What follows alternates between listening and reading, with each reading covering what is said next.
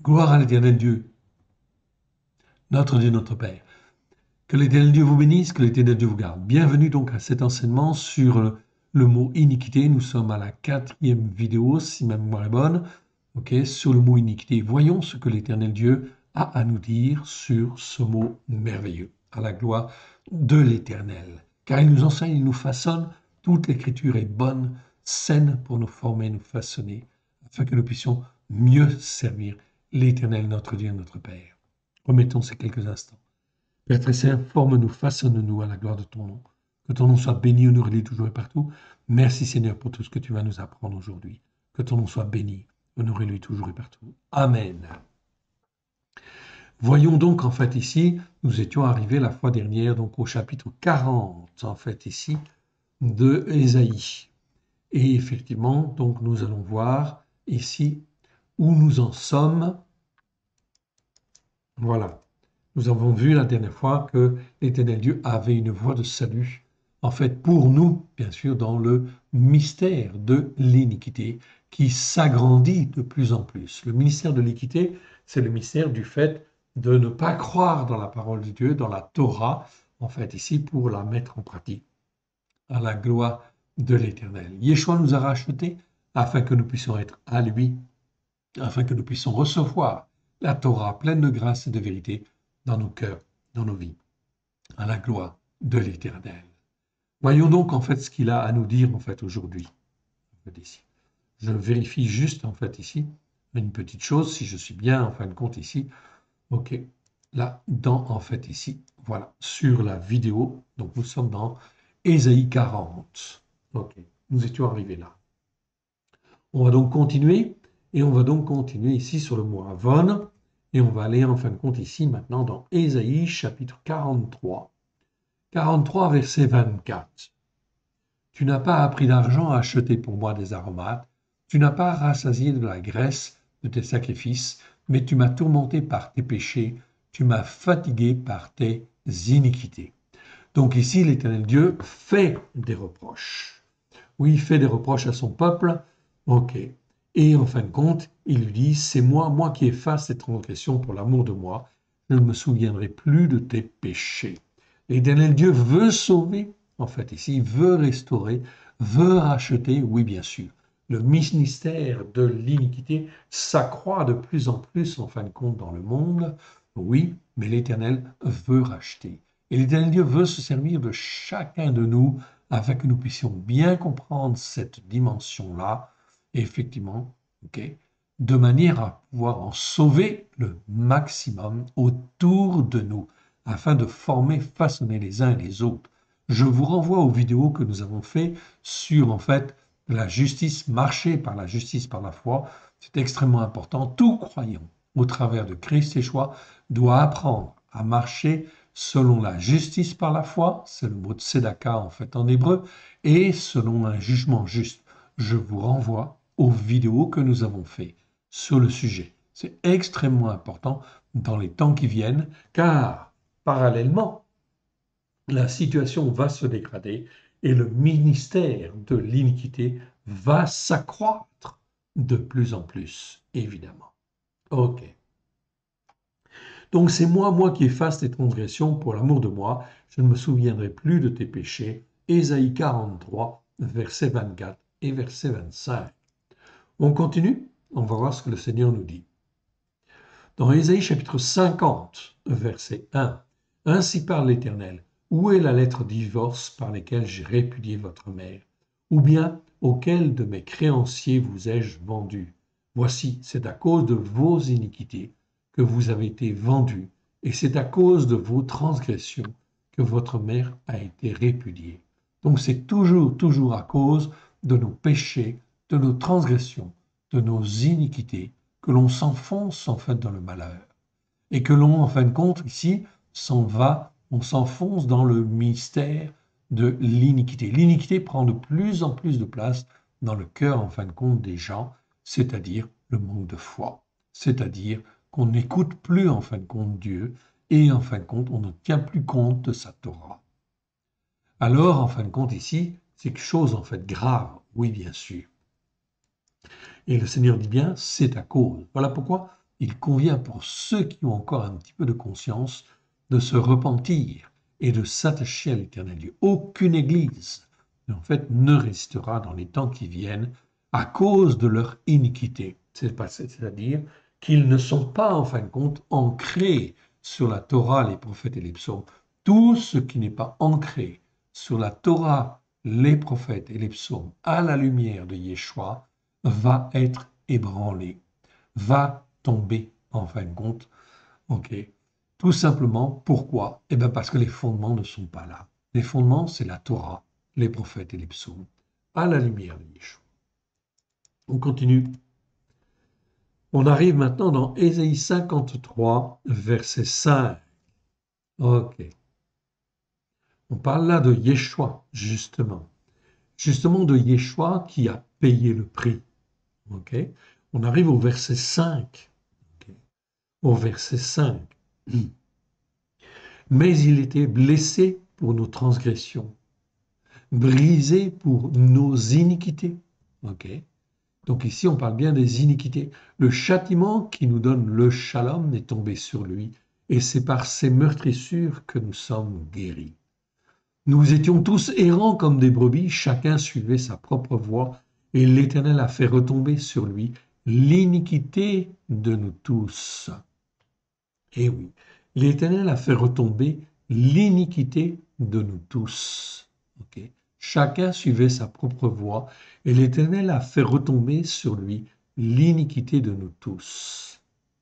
Il a été maltraité et opprimé, il n'a point ouvert la bouche, semblable à un agneau qu'on mène à la boucherie, à une agnelle muette devant ceux qui l'attendent, il n'a point ouvert la bouche.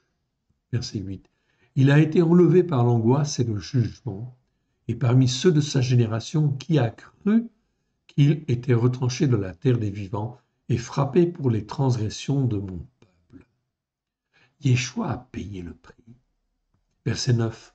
On a mis son sépulcre parmi les méchants, son tombeau avec le riche, quoiqu'il n'eût point commis de violence et qu'il n'ait eu point de fraude dans sa bouche. Verset 10. Il a plu à l'Éternel de le briser en le faisant pleinement souffrir après avoir livré sa vie en sacrifice pour ceux qui ont enfreint la Torah. Donc ici, pour ceux qui ont enfreint la Torah. Tous ceux qui ont enfreint la Torah, Dieu, en fin de compte, ici, a payé le prix au travers de Yeshua. Il verra une postérité, prolongera ses jours, et l'œuvre de l'Éternel prospérera entre ses mains. Mais l'Éternel n'a pas dit son dernier mot. Il va restaurer, en fait, les uns les autres, tous ceux qui n'ont pas été sur la Torah, qui, en fin de compte, ici, doivent se repentir, bien évidemment, de ne pas avoir été sur la Torah, bien évidemment, avec grâce et vérité. C'est écrit, en fait, ici, quand on prend, en fait, ici, on corrige, en fait, ici, les mots, en fait, ici. On voit bien, ici, que le mot hacham, le verbe hacham, ça ne veut pas dire, en fait, ici, sacrifice pour le péché, c'est, en fait, ici, hacham, c'est pour avoir enfreint la Torah. Après avoir livré sa vie en sacrifice pour ceux qui ont enfreint la Torah, il verra une postérité et prolongera ses jours, et l'œuvre de l'Éternel prospérera entre ses mains. À cause de la peine de son âme, il sera comblé et verra par sa connaissance. Mon serviteur juste justifiera beaucoup d'hommes, et il se chargera de leur iniquité. Donc là, on voit bien que l'iniquité, en fait, des croyants sera prise en charge, oui, bien sûr, pourvu qu'ils reconnaissent être dans l'iniquité. C'est pourquoi je lui donnerai sa part avec les grands. Il partagera le butin avec les puissants, parce qu'il s'est livré lui-même à la mort et qu'il a été mis au nombre de ceux qui ont fait des transgressions, parce qu'il a porté les offenses de beaucoup d'hommes et qu'il a intercédé pour ceux qui ont fait des transgressions, en fait, ici. Donc on voit bien que Yeshua a intercédé pour chacun de nous. Voilà pourquoi, en fait, il est là, il nous sauve et il va nous restaurer dans une puissance que vous ne pouvez pas imaginer. C'est extraordinaire ce qui va arriver. la puissance que l'Éternel Dieu va répandre par son esprit au travers de chacun de nous, vous qui m'écoutez, c'est en fait ici extraordinaire ce qui va venir. Voilà pourquoi il faut écouter la parole de Dieu et la mettre en pratique avec grâce et vérité. On continue et on arrive en fait ici dans Ésaïe chapitre 57. 57, verset 17. Ok. Je reprends à partir du 16. Je ne veux pas contester à toujours ni garder une éternelle colère, quand devant moi tombent en défaillance les esprits, les souffles que j'ai façonnés. À cause de son accroissement dans l'iniquité, je me suis irrité et je l'ai frappé. Je me suis caché dans mon indignation et le rebelle a suivi la voix de son cœur. J'ai vu ses voies, je le guérirai. Je lui servirai de guide, je le consolerai, lui et ceux qui pleurent avec lui. Je mettrai la louange sur les lèvres, paix à celui qui est loin et à celui qui est près, dit l'Éternel. Je les guérirai. Je les guérirai, moi, mais les méchants sont comme la mer agitée qui ne peut se calmer et dont les eaux soulèvent le vase et le limon. Il n'y a point de paix pour les méchants, dit mon Élohim. Donc on voit ici quelque chose, en fin de compte, de très très clair.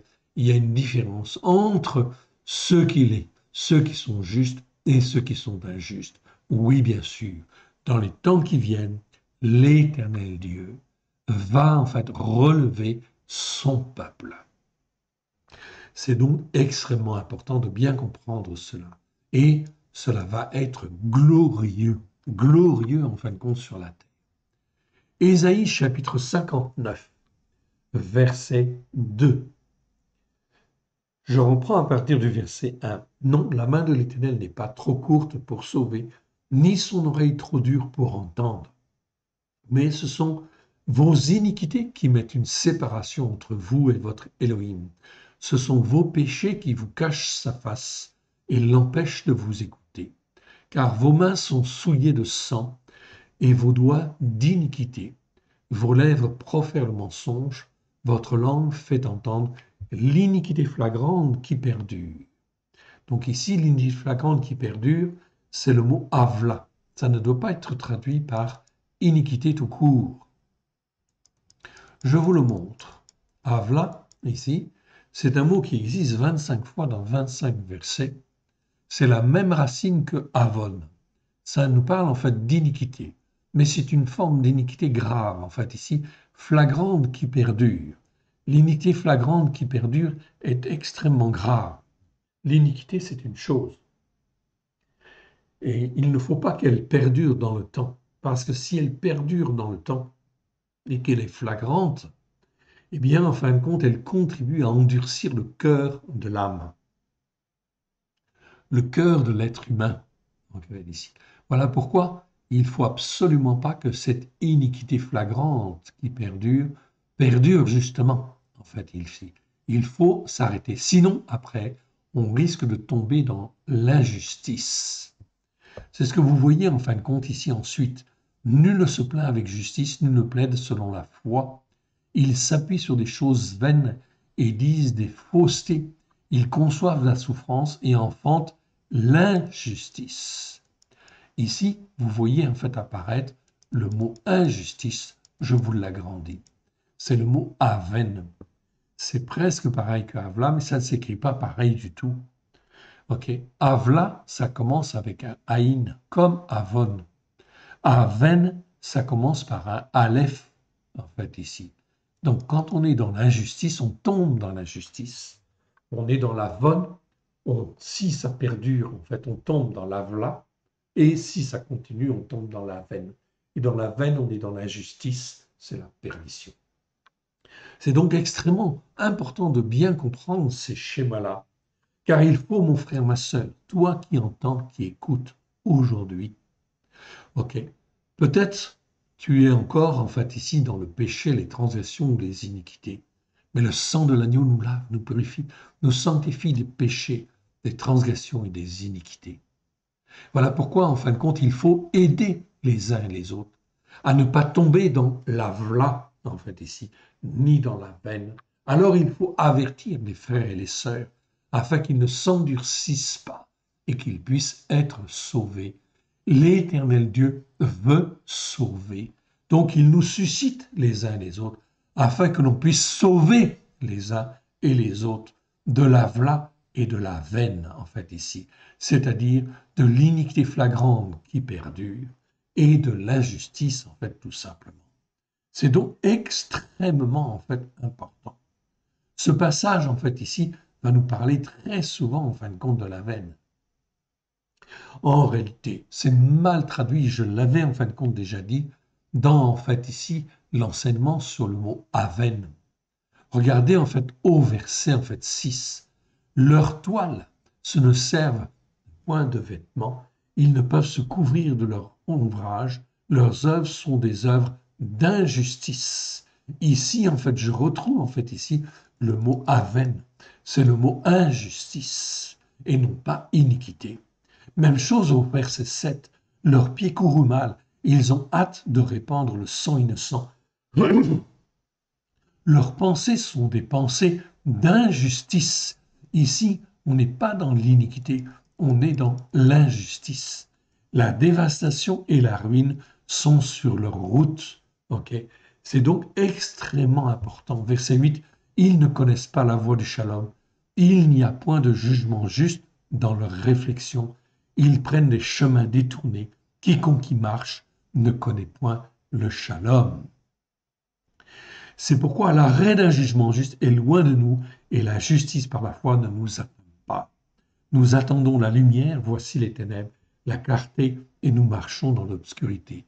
Voilà pourquoi, mon frère, ma sœur, il faut parler, témoigner autour, en fin de compte, de nous, justement, en fin de compte, des péchés, des transgressions et des iniquités, de revenir vers, en fin de compte, Yeshua, vers l'éternel Dieu, au travers, en fin de compte, de Yeshua, car Yeshua nous lave de nos péchés, de nos transgressions, de nos iniquités, afin que nous ne tombions pas dans, en fait, ici, l'injustice, ni, en fait, dans l'iniquité flagrante qui perdure, qui endurcit, en fait, le cœur. C'est donc extrêmement important de bien comprendre, en fin de compte, cela, ces passages-là. Je vous les laisse apparaître, en fait, à l'écran. Vous pourrez, en fin de compte, faire, si vous voulez, une capture d'écran, si vous le voulez, en fait, ici. Mais c'est extrêmement important. L'iniquité, en fin de compte, ici, doit être lavée, purifiée, sanctifiée. Quand je vais dans Ésaïe chapitre 59, ok, 59, verset 11, nous grondons tous comme des ours, nous gémissons comme des colons, nous attendons le jugement juste, mais il n'est pas là. La délivrance, mais elle est loin de nous. Pourquoi? Car nos transgressions sont nombreuses devant toi. Nos péchés témoignent contre nous. Nos transgressions sont avec nous et nous connaissons nos iniquités. Nous avons été coupables et infidèles envers l'Éternel. Nous avons abandonné notre Élohim. Nous avons parlé d'extorsion, de révolte, conçu et médité dans le cœur des paroles de mensonge. Verset 14. Aussi s'est retiré le jugement juste, et la justice par la foi se tient éloignée. En effet, la vérité trébuche sur la voie publique, la place publique, et le fait d'être droit ne peut approcher. C'est donc extrêmement important de bien comprendre cela. Il faut revenir, se repentir. Repentez-vous, car le règne de Dieu est proche. Appelez les uns et les autres à quitter, en fait, ici, à abandonner nos péchés, à abandonner leurs péchés, à abandonner leurs transgressions, à abandonner leurs iniquités, afin de revenir à l'Éternel dans un jugement juste et en marchant dans la justice par la foi. C'est extrêmement important. Sinon, en fin de compte, c'est la perdition. Ésaïe chapitre 64, verset 5 ou verset 6. Nous sommes tous comme des impurs. Toute notre justice par la foi et comme un vêtement souillé. Nous sommes tous flétris comme une feuille, et nos iniquités nous emportent comme le vent. Il n'y a personne qui invoque ton nom, qui se réveille pour s'attacher à toi. Aussi nous as-tu caché ta face, et nous laisses-tu périr par l'effet de nos iniquités. Voyez la détresse dans laquelle se trouvent les fils d'Israël, en fait, à l'époque. On parle en fait ici de la justice de la foi qui est comme un vêtement souillé. Non, en fait ici, Yeshua nous lave, nous purifie, nous sanctifie par son sang. Voilà pourquoi il faut s'attacher à lui, demander pardon, revenir, se repentir, en fait ici, et apprendre à marcher dans la justice par la foi. Et en fait ici, à abandonner nos iniquités, tout ce qui peut être injuste, bien évidemment. Car en fait ici, tout ce qui est iniquité, ça nous enferme en fait ici et ça nous éloigne. Ça en fait flétrit en fait ici nos vêtements, bien évidemment. Il n'y a personne qui invoque ton nom, qui se réveille pour s'attacher à toi. Aussi nous as-tu caché ta face et nous laisses-tu périr par l'effet de nos iniquités. Voilà, donc c'est très important pour le croyant, bien évidemment, de ne pas marcher dans les iniquités, dans ce qui est injuste. Donc il doit apprendre à marcher selon la justice par la foi et selon un jugement juste. Regardez ce qui est écrit en fait encore après. Cependant, l'Éternel, tu es notre Père. Nous sommes l'argile, c'est toi qui nous as formés. Nous sommes tous l'ouvrage de tes mains. Ne t'irrite pas à l'extrême, Éternel, ne te souviens pas toujours de l'iniquité. Regarde-nous, nous sommes tous, en fait, ton peuple. Les villes de ta sainteté sont un désert. Sion est un désert. Yerushalayim, une solitude. La maison de notre sainteté, qui était glorieuse, où nos pères célébraient tes louanges, est devenue la proie des flammes. Tout ce que nous avions de précieux a été dévasté. Ainsi, après cela, Éternel, te conviendras-tu? Est-ce que tu te tairas ou nous affligeras à l'excès? Donc ici, le peuple d'Israël pleure en fait ici à cause de ses iniquités. Voilà pourquoi en fin de compte, il pleure la gloire en fin de compte qui s'écarte et qui s'éloigne. Alors, en fin de compte, il ne faut pas qu'il en soit ainsi en ce qui nous concerne ou en ce qui concerne les hommes et les femmes, en fin de compte, ici, aujourd'hui, qui sont sur notre route, bien évidemment. Ok. On continue et on va, en fin de compte, dans Ésaïe. Ésaïe, chapitre 65, verset 6. Voici ce que j'ai résolu par devers moi, dit l'Éternel. Loin de me taire, je leur ferai payer, je leur ferai porter la peine. Oui, je leur ferai porter la peine de vos iniquités, dit l'Éternel, de vos iniquités, des iniquités de vos pères, qui ont brûlé de l'encens sur les montagnes, qui m'ont outragé sur les collines, je leur mesurerai le salaire de leurs actions passées. Comment voulez-vous, en fait, que les hommes et les femmes s'en sortent? C'est impossible quand l'Éternel Dieu tourne sa face contre les peuples. Eh bien, en fait, il n'y a pas de solution. Voilà pourquoi il faut saisir l'occasion, l'opportunité du salut au travers de Yeshua HaMashiach. C'est la seule voie de salut possible, évidemment. Jérémie chapitre 2, verset 22. Quand tu te laverais avec du nitre, quand tu emploierais beaucoup de potasse, ton iniquité resterait marquée devant moi. Déclaration de mon Adonai, l'Éternel. Donc l'Éternel, en fait, ici parle au temps de Jérémie. Ok, c'est le chapitre 2 de Jérémie. Et il parle, en fait, par rapport à Judas. Oui, bien sûr. Ok, Judas, en fin de compte, ici, qui se comporte très, très mal, en fait, ici. Ok. Et en fin de compte, ici, son iniquité restera marquée devant moi, dit l'Éternel. Chapitre 3 de Jérémie. Et là, en fait, on voit le prophète Jérémie qui parle, poussé par l'Esprit de Dieu. Il dit, reconnais seulement ton iniquité. Reconnais que tu as été un transgresseur envers l'Éternel, ton Élohim, que tu as dirigé çà et là tes voies vers des dieux étrangers, hostiles, sous tout arbre vert, et que tu n'as pas écouté ma voix, déclaration de l'Éternel. Verset 14, l'Éternel rappelle en fait ici son peuple. Revenez, enfants rebelles, déclaration de l'Éternel, car je suis votre maître. Je vous prendrai un d'une ville, deux d'une famille, je vous ramènerai dans Sion. Je vous donnerai des bergers selon mon cœur. Ils vous paîtront avec intelligence et avec sagesse.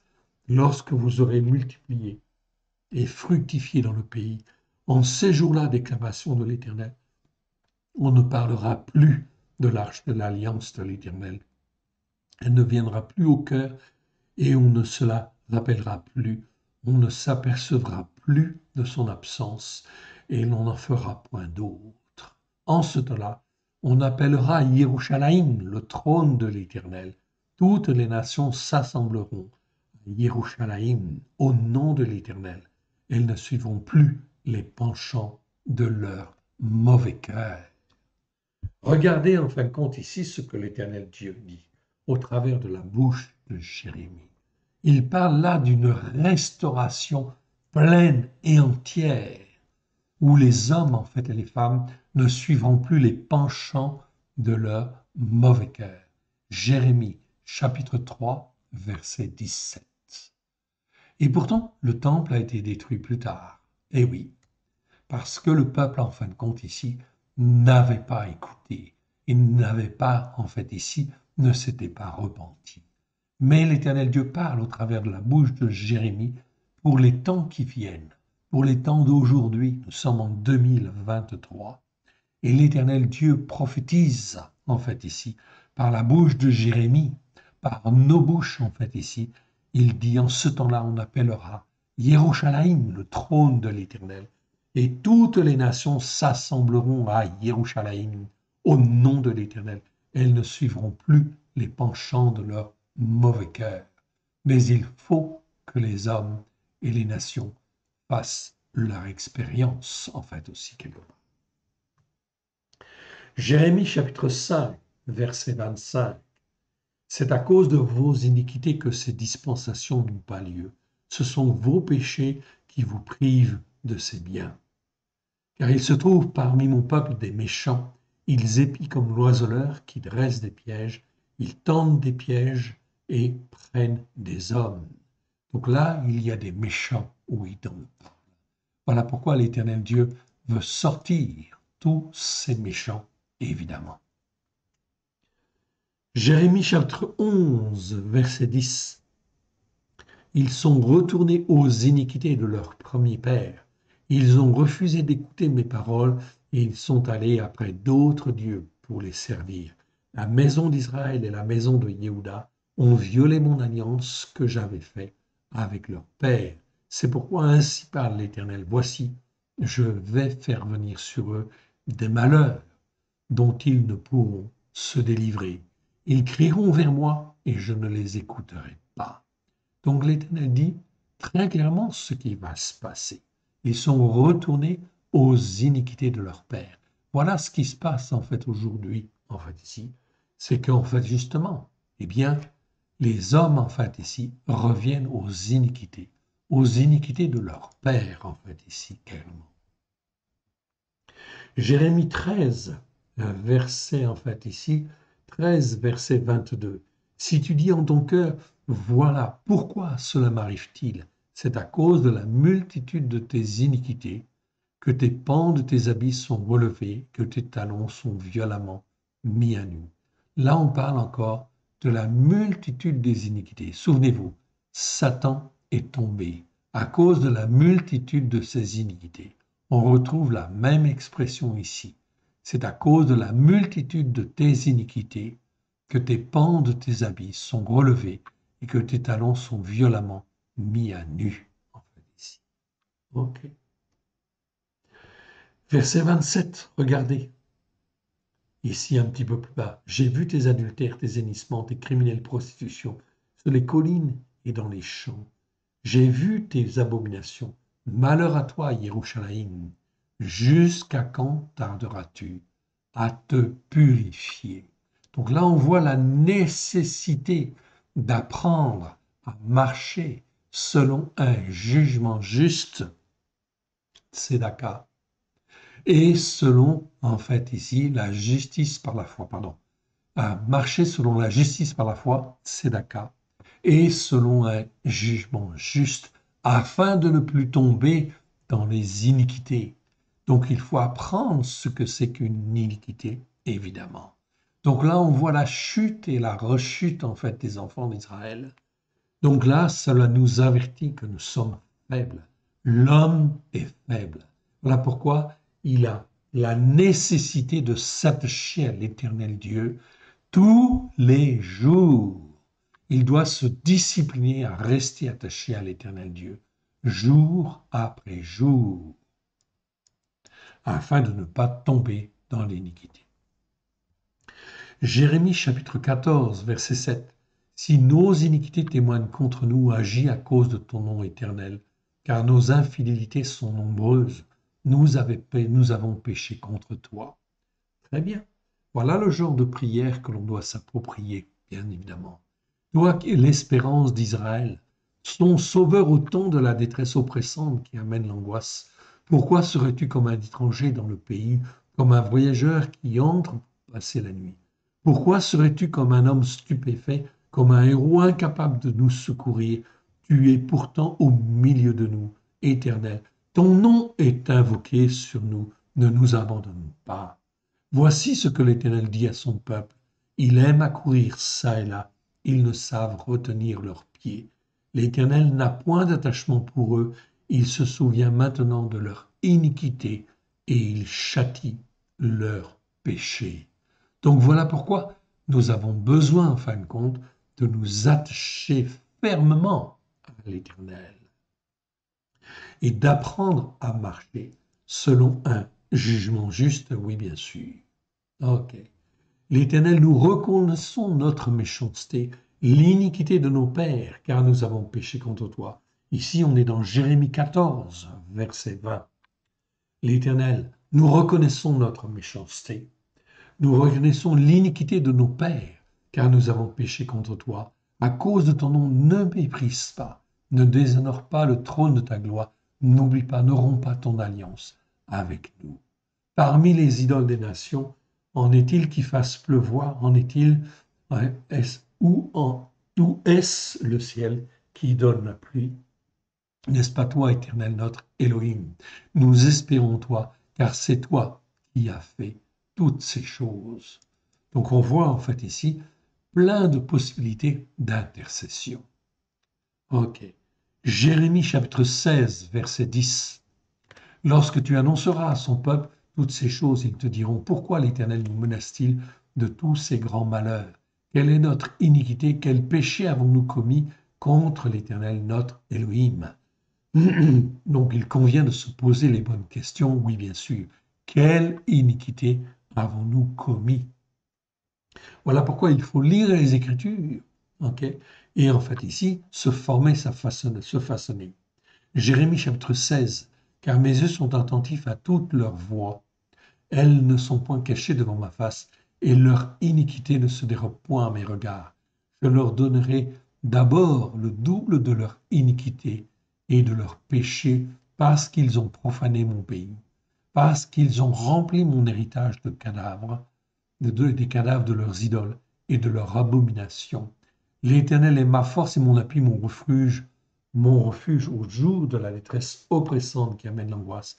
Les nations viendront à toi des extrémités de la terre, et elles diront, nos pères n'ont hérité que le mensonge, de vaines idoles qui ne servent à rien. Voilà pourquoi il convient de se remettre en question, évidemment. Jérémie chapitre 18, verset 23. Et toi, Éternel, tu connais tous leurs complots pour me faire mourir. Ne pardonne pas leur iniquité, n'efface pas leur péché devant toi, qu'ils soient renversés en ta présence, agis contre eux au temps de ta colère. Donc l'Éternel Dieu juge les uns et juge les autres Oui, bien sûr, au temps de sa colère. Jérémie chapitre 25, verset 12. Mais lorsque les 70 ans seront accomplis, je châtierai le roi de Babel et cette nation, déclaration de l'Éternel, à cause de leurs iniquités, je punirai le pays des Kasdim, j'en ferai des ruines éternelles. Donc Jérémie 25 parle du jugement de Babylone, oui bien sûr, mais du jugement de toutes les nations. Ok, de toutes les nations seront jugées. Ok, Jérémie chapitre 30, verset 14. Tous ceux qui t'aimaient t'oublient, aucun ne prend souci de toi. Car j'ai frappé comme frappe un ennemi, je t'ai châtié avec violence à cause de la multitude de tes iniquités, du grand nombre de tes péchés. Là encore, si vous remarquez bien, on retrouve en fait ici la multitude de tes iniquités. C'est une expression qu'on a déjà vue. Ok. Ils sont tombés, Satan est tombé à cause de la multitude de ses péchés. Mais lui n'a pas pu revenir. Ok. Et les nations, en fait, ici, vont tomber toutes à cause de la multitude de leurs iniquités. Ok. Seuls ceux qui sont rachetés, en fait, ici, pourront survivre. À cause de la multitude de tes iniquités, du grand nombre de tes péchés, pourquoi te plaindre de ta blessure, de ta douleur, à cause de ton mal? C'est à cause de la multitude de tes iniquités, du grand nombre de tes péchés, que je t'ai fait souffrir ces choses. Donc l'Éternel fait souffrir, oui, dans le but justement qu'on n'y revienne pas. Mais chaque homme mourra pour sa propre iniquité, tout descendant d'Adam, qui mangera des raisins verts, ses dents en seront agacées. Donc là, on voit bien en fait ici, au Jérémie 31, que tout homme est concerné. Ok? Mais chaque homme mourra pour sa propre iniquité. Voilà pourquoi il convient de se poser les bonnes questions et de se repentir. Verset 34 du chapitre 31. Chaque homme n'enseignera plus son prochain, ni aucun homme son frère en disant connaissez l'Éternel, car tous me connaîtront, depuis le plus petit jusqu'au plus grand. Déclaration de l'Éternel, car je pardonnerai leur iniquité, et je ne me souviendrai plus de leurs péchés. Donc voilà, l'Éternel fera connaître toutes les iniquités. Okay. Il ne se souviendra plus, enfin, de nos iniquités, de nos péchés, mais en fin de compte, il nous formera, il va nous façonner. Il y a une restauration qui est prévue. Jérémie 31, verset 34, chaque homme n'enseignera plus son prochain, ni aucun homme son frère, en disant connaissez l'Éternel, car tous me connaîtront, depuis le plus petit jusqu'au plus grand. Déclaration de l'Éternel, car je pardonnerai leur iniquité et je ne me souviendrai plus de leurs péchés. 35. Ainsi parle l'Éternel, qui a fait le soleil pour être la lumière du jour, les règles pour que la lune et les étoiles soient la lumière dans la nuit, qui soulève la mer et fait mugir les eaux, lui dont le nom est l'Éternel. Donc lui se fera connaître, il va se faire connaître. 32, Jérémie 32, verset 18. Tu fais miséricorde jusqu'à la 1000e génération, tu punis l'iniquité des pères dans le sein de leurs enfants après eux. Tu es le grand Dieu, le puissant, dont le nom est l'Éternel des armées. On continue. Jérémie 33, verset 8. Regardez bien. Je les purifierai de toutes les iniquités qu'ils ont commises contre moi. Je leur pardonnerai toutes les iniquités par lesquelles ils m'ont offensé, par lesquelles ils se sont révoltés contre moi. Okay? Cette ville sera pour moi un sujet de joie, de louange et de gloire parmi toutes les nations de la terre qui apprendront tout le bien que je leur ferai. Elles seront étonnées et émues de tout le bonheur, de toute la prospérité que je leur accorderai. Ainsi parle l'Éternel. On entendra encore dans ce lieu dont vous dites, il est désert, il n'y a plus de descendants d'Adam, plus de bêtes. On entendra dans les villes de Yehuda, dans les rues de Jérusalem, dévastées, privées d'hommes et d'habitants et de bêtes, les cris de réjouissance et les cris d'allégresse, les chants du fiancé, les chants de la fiancée, la voix de ceux qui disent Louez l'Éternel des armées, car l'Éternel est bon, car sa bonté durera toujours. La voix de ceux qui offrent des sacrifices d'action de grâce dans la maison de l'Éternel, car je rétablirai les captifs du pays exactement comme ils étaient jadis. L'Éternel a parlé.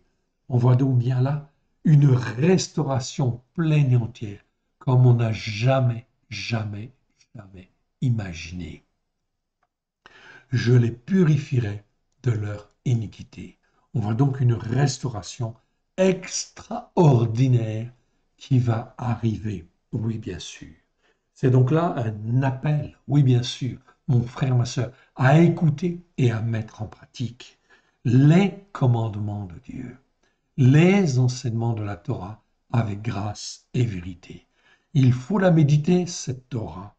Il faut la ruminer, il faut la digérer en fait ici. Ok, il faut en fin de compte la digérer afin d'en sortir en fait tout le meilleur.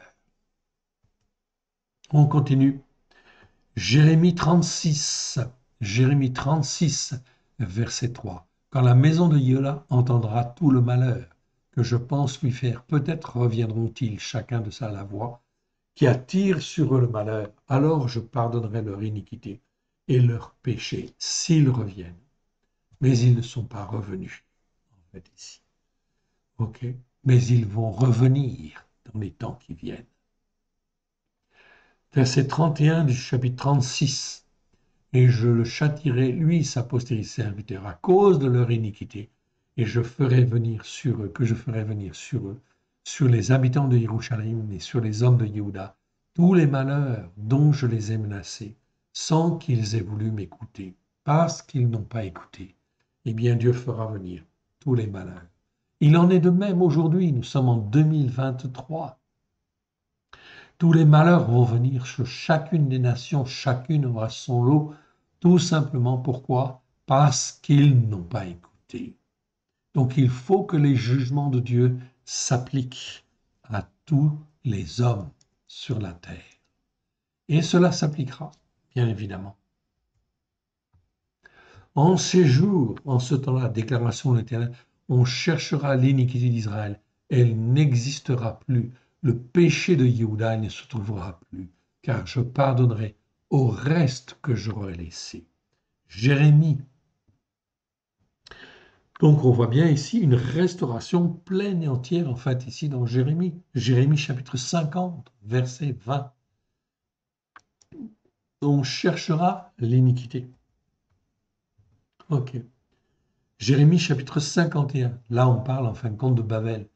Fuyez de Babel, que chacun sauve son âme, de peur que vous ne périssiez dans l'iniquité, dans son iniquité. Car c'est un jour de vengeance pour l'Éternel, il va lui rendre selon son âme. Même chose aujourd'hui, nous sommes en 2023. Sortez, sortez de l'iniquité de telle église ou telle assemblée, en fait ici. Fuyez, fuyez de Babel, sortez du milieu d'eux, attachez-vous, montez sur la montagne de Sion. Ok.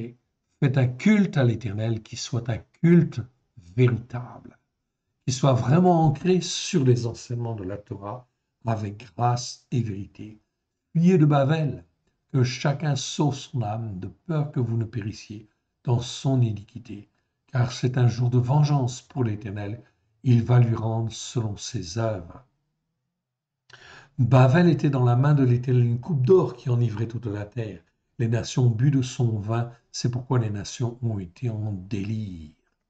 Donc voilà, en fin de compte, ici, le délire qui va venir, en fait, ici, en fait, envahir tous les hommes, bien évidemment. C'est en fait les problèmes économiques, c'est les problèmes politiques, c'est tout ceci qui vont entraîner, en fait, les hommes vers, en fait, ici, la domination de l'Antéchrist qui va venir, vers la constitution d'un royaume mondial de 10 cornes, de 10 puissances. Et lorsque ces 10 cornes seront instituées, 3 tomberont, et effectivement, en fait, l'Antichrist viendra, celui qui est appelé l'Anomos, le Centaure, pour amener le jugement sur le monde. Repentez-vous, car le règne de Dieu est proche. Ézéchiel, chapitre 3, verset en fait 18. Donc là, on passe à Ézéchiel, donc un autre grand prophète. Quand je dirai au méchant, tu mourras, si tu ne l'avertis pas, si tu ne parles pas pour détourner le méchant de sa mauvaise voie, pour lui sauver la vie, ce méchant mourra dans son iniquité, et je te redemanderai son sang. Mais si tu avertis le méchant, s'il ne se détourne pas de sa méchanceté, de sa mauvaise voie, tu mourras dans son iniquité. Il mourra dans son iniquité, et toi tu sauveras ton âme. Regardez bien ce verset de Ézéchiel. Mon frère, ma sœur, toi qui écoutes, qui entends, tu dois en fait ici parler, tu dois témoigner autour de toi. Regarde bien ce qui est marqué en fait ici. Ézéchiel chapitre 3, verset 18 et verset 19. Quand tu diras au méchant, tu mourras, si tu ne l'avertis pas, si tu ne parles pas pour détourner le méchant de sa voie, pour lui sauver la vie, car l'Éternel Dieu veut sauver la vie. Ce méchant mourra dans son iniquité. Et le Seigneur dit, je te redemanderai son sang, parce que tu ne l'as pas averti. Mais si tu avertis le méchant, s'il ne se détourne pas de sa méchanceté et de sa mauvaise voie, il mourra dans son iniquité, et toi, tu sauveras ton âme. C'est donc extrêmement important de bien comprendre ça, ce verset-là. Là, on parle de l'iniquité, en fait, ici. OK. Verset 20, c'est un autre, ce sont d'autres mots, attention. Si un juste se détourne de sa justice et agit selon l'iniquité flagrante. Ici, c'est le mot Havel, que je vous ai déjà montré, qui existe 25 fois dans 25 versets. Ce n'est pas le mot Avon, c'est la même racine, on est bien d'accord. Là, on parle d'iniquité, mais c'est iniquité flagrante et hypocrite. Je mettrai un piège devant lui et il mourra. Parce qu'il ne l'a pas averti, il mourra dans son péché. On ne parlera plus de la justice par la foi qu'il a pratiquée et je redemanderai son sang. Tout cela fait partie des jugements, en fin de compte, de l'Éternel. Il faut vraiment faire en fait attention et on ne se moque pas, en fin de compte, de Dieu, évidemment. Ok. Donc on continue. Et on continue dans l'iniquité. On arrive à Ézéchiel chapitre 4. 4, verset 4. Puis couche-toi sur le côté et mets-y l'iniquité de la maison d'Israël. Tu porteras, ça c'est donc Ézéchiel 4, hein.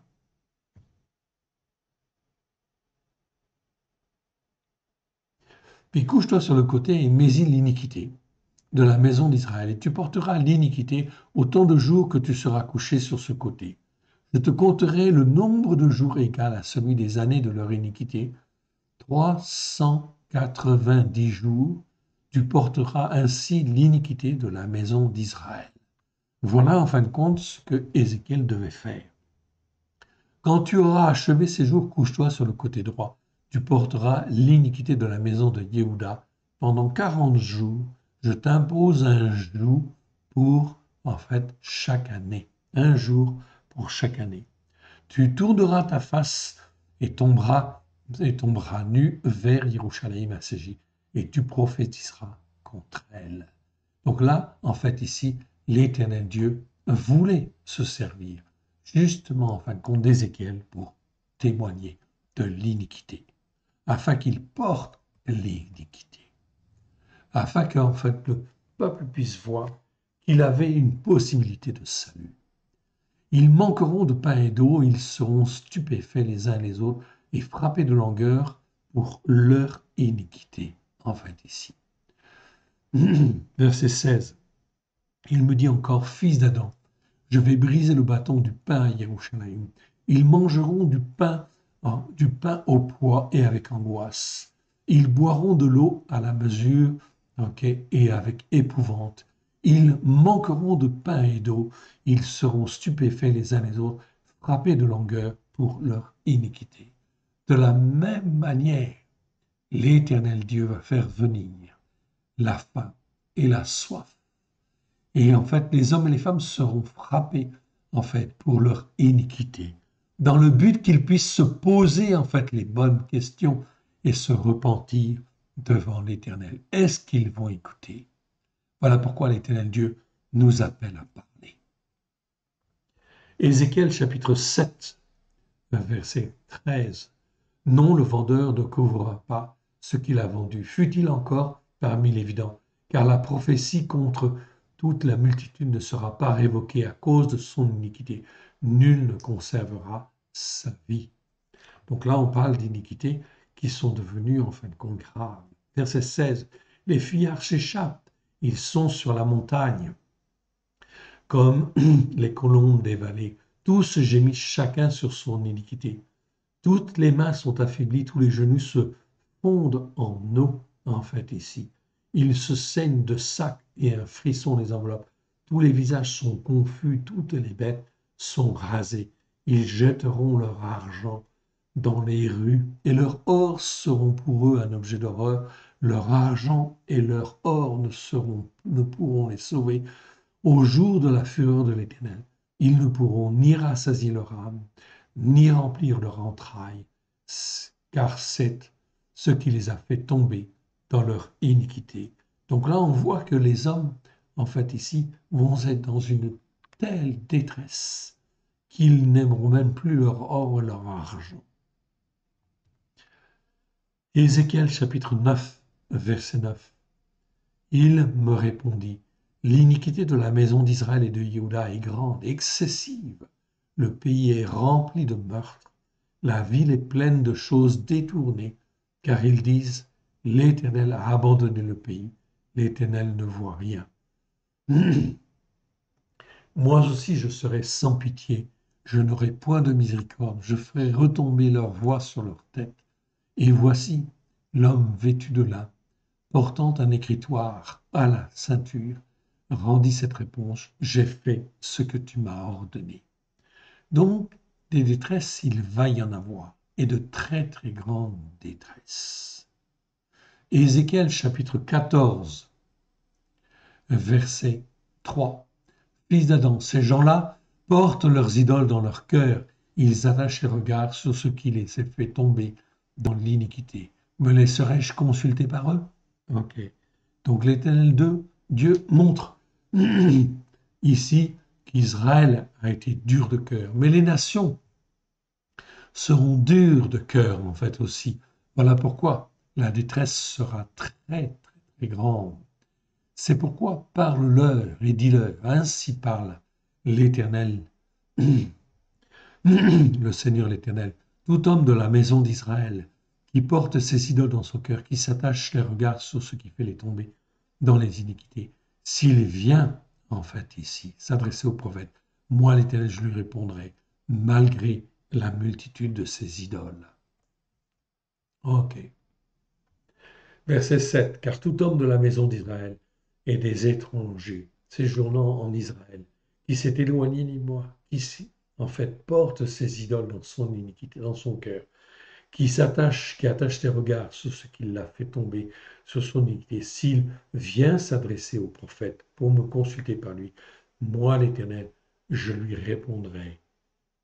Car moi je tournerai ma face contre cet homme, je ferai de lui un signe et un sujet de sarcasme, je l'exterminerai du milieu de mon peuple et vous saurez que je suis l'Éternel.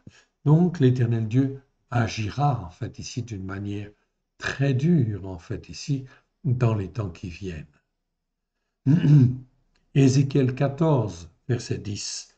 Ils porteront ainsi la peine de leur iniquité, et l'iniquité du prophète sera comme l'iniquité de celui qui consulte.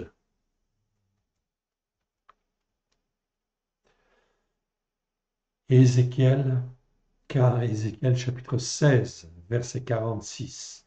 C'est vraiment très très dur, hein, en fait, ici. Voici quelle est l'iniquité de Sédom, ta sœur. Elle avait de l'orgueil, elle vivait dans l'abondance et dans une insouciante sécurité, elle et ses filles, elle ne soutenait pas la main du malheureux et de l'indigent. Elles sont devenues hautaines, Elles ont commis des abominations devant moi. Je les ai fait disparaître quand j'ai vu cela. Donc l'Éternel Dieu voit en fait l'attitude de cœur. Donc l'Éternel Dieu nous montre justement comment les nations vont se comporter les unes après les autres. Et voilà en fait ici comment en fin de compte il faut témoigner nous pour en sauver en fait ici le plus possible. Ézéchiel 18, verset 17.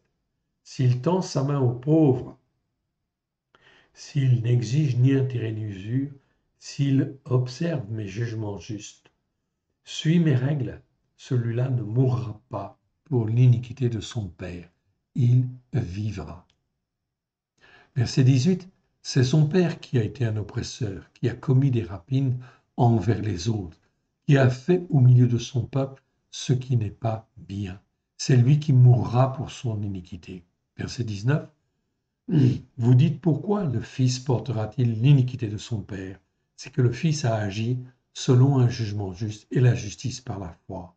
C'est qu'il a observé et mis en pratique toutes mes règles. Il vivra.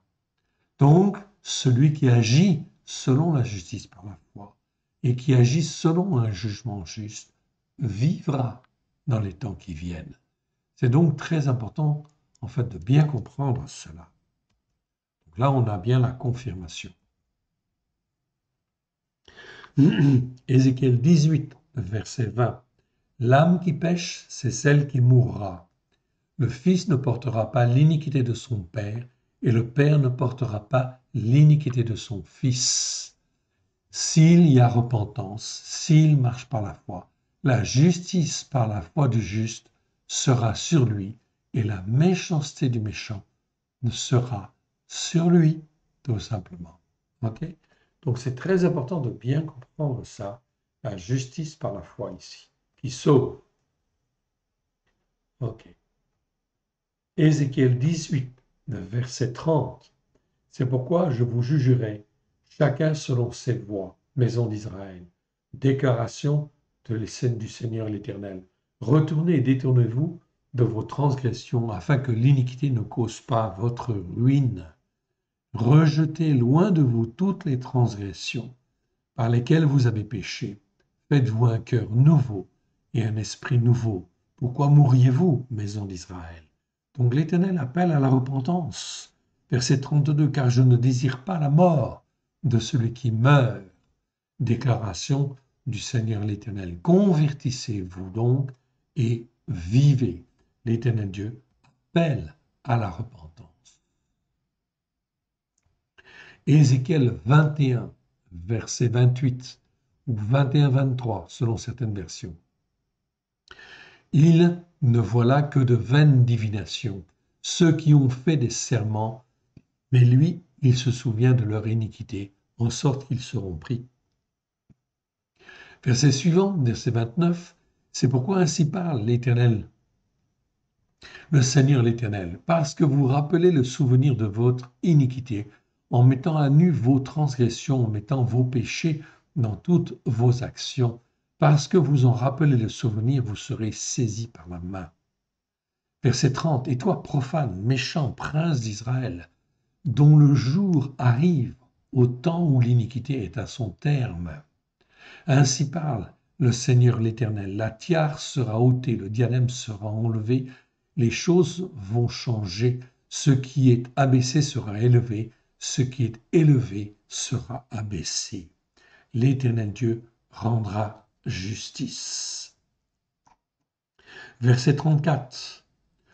Au milieu des visions de vaines et des oracles menteurs, elle te fera tomber parmi les cadavres des méchants, dont le jour arrive au temps où l'iniquité est à son terme. Okay. Donc, l'iniquité, elle doit grandir. Dans chaque pays, chaque nation, les iniquités doivent arriver à leur comble. Et quand l'iniquité arrive à son comble, alors, en fait, ici, les jugements arrivent. Ézéchiel 24, verset 23. Vous avez vos turbans sur la tête et vos chaussures aux pieds. vous ne vous lamenterez pas et vous ne pleurerez pas, mais vous serez frappés de langueur pour vos iniquités et vous gémirez contre vous.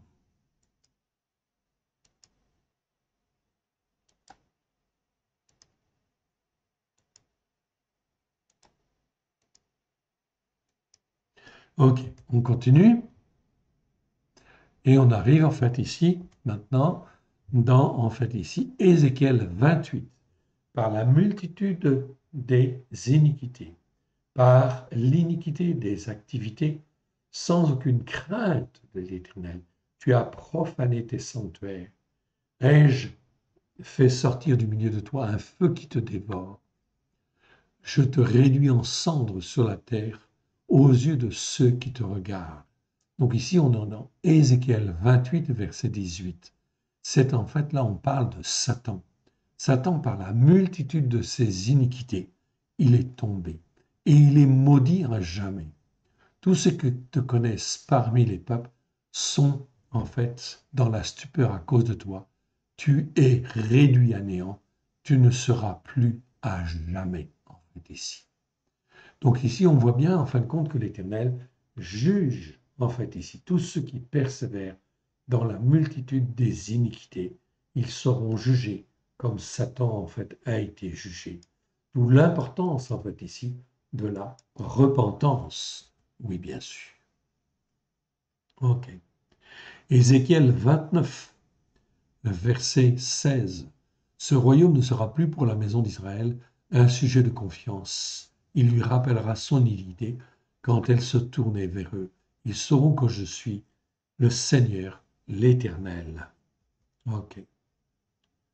Ézéchiel 32, en fait, ici. Ils se sont couchés avec les héros, ceux qui sont tombés d'entre les incirconcis. Ils sont descendus au séjour des morts avec leurs armes de guerre. Ils ont mis leur épée sous leur tête et leurs iniquités ont été sur leurs ossements, comme ils étaient la terreur des héros dans le pays des vivants. Ok. Ézéchiel 33. Là, on parle de la sentinelle. La sentinelle, c'est le prophète.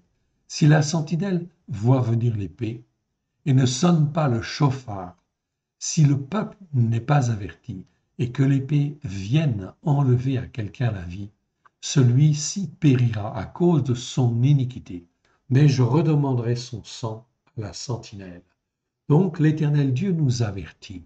Nous sommes en fait ici comme des sentinelles et nous devons avertir, en fait sonner du chauffard et avertir justement des iniquités afin en fin de compte que les hommes et les femmes ne meurent pas en fait ici dans leur iniquité s'il est possible. Voilà pourquoi l'Éternel Dieu en fait ici nous appelle à parler. Verset 8. Quand je dis au méchant, méchant, tu mourras, si tu ne parles pas pour détourner le méchant de sa voie, ce méchant mourra dans son iniquité, et je te redemanderai son sang. Verset 9, donc Ézéchiel 33, 9 ici. Mais si tu avertis le méchant pour le détourner de sa voie, s'il s'en détourne, s'il ne se détourne pas de sa voie, il mourra dans son iniquité, et toi, tu sauveras ton âme, parce que tu l'as averti. D'où l'importance, en fait, ici, fondamentale, d'avertir. Si nous voyons l'épée venir, nous devons avertir. C'est extrêmement important. Ézéchiel 35, verset 5. Parce que tu avais de la haine, une haine éternelle, parce que tu as précipité par l'épée les fils d'Israël au jour de leur détresse, au temps où l'iniquité était à son terme. Okay. Je mettrai tes villes en ruine et tu deviendras une solitude. Tu sauras que je suis l'Éternel. Okay. Donc l'Éternel juge en fait ici tous ceux qui ont été en fait comme des pays de jugement, des nations qui ont été en fait ici là pour juger. Et l'Éternel dit en fait ici, je mettrai tes villes en ruine. Tu deviendras une solitude et tu sauras que je suis l'Éternel. parce que tu avais une haine éternelle, parce que tu as précipité par l'épée les fils d'Israël au jour de leur détresse, au temps où l'iniquité était à son terme. Donc de la même manière, l'Éternel juge tous ceux qui sont comme des nations méchantes, en fait, ici, qui détruisent. Tout cela fait partie, en fait, ici, comment dire, de ce que Dieu fait sur la terre. Ézéchiel 36, verset 31. Alors vous vous souviendrez de votre voie qui était mauvaise, de vos actions qui n'étaient pas bonnes. Vous vous prendrez vous-même en dégoût à cause de vos iniquités et de vos abominations. En fait, ici. Verset 33. Ainsi parle le Seigneur l'Éternel. Le jour où je vous punirai de vos iniquités, je peuplerai les villes et les ruines seront relevées. La terre dévastée sera cultivée, tandis qu'elle était déserte aux yeux de tous les passants. Et l'on dira, cette terre dévastée est devenue comme un jardin d'Éden, et ces villes ruinées, désertes et battues, sont fortifiées et habitées. Donc l'Éternel veut restaurer, c'est le Dieu de la vie, en fait, ici. Ok. Ézéchiel, en fait, 39, verset 23. Et les nations sauront que c'est à cause de ces iniquités que la maison d'Israël a été conduite en captivité, à cause de ses invalidités envers moi. Ainsi, je leur ai caché ma face, je les ai livrés entre les mains de leurs oppresseurs, à cause de leur iniquité qui se sont accrues, en fait, ici. Ézéchiel 43, verset 10. Toi, fils d'Adam, monte cette maison spirituelle à la maison d'Israël, qu'ils en mesurent le plan et qu'ils rougissent de leur iniquité. Ézéchiel 44. Ok, on va s'arrêter là et on le mettra en fait là pour la prochaine fois en fait. Ézéchiel 44. On va remettre en fait ici ces instants à l'Éternel.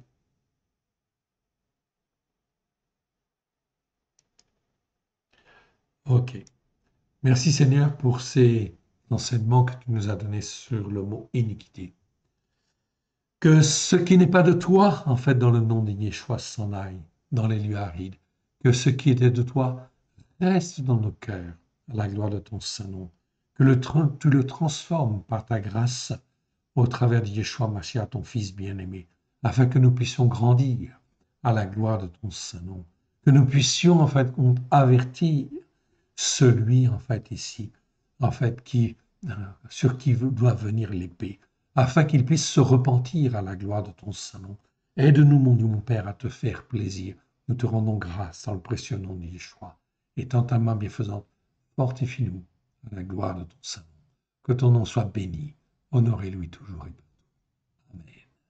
Que l'Éternel Dieu vous bénisse, que l'Éternel Dieu vous garde. Shalom à tous. Amen.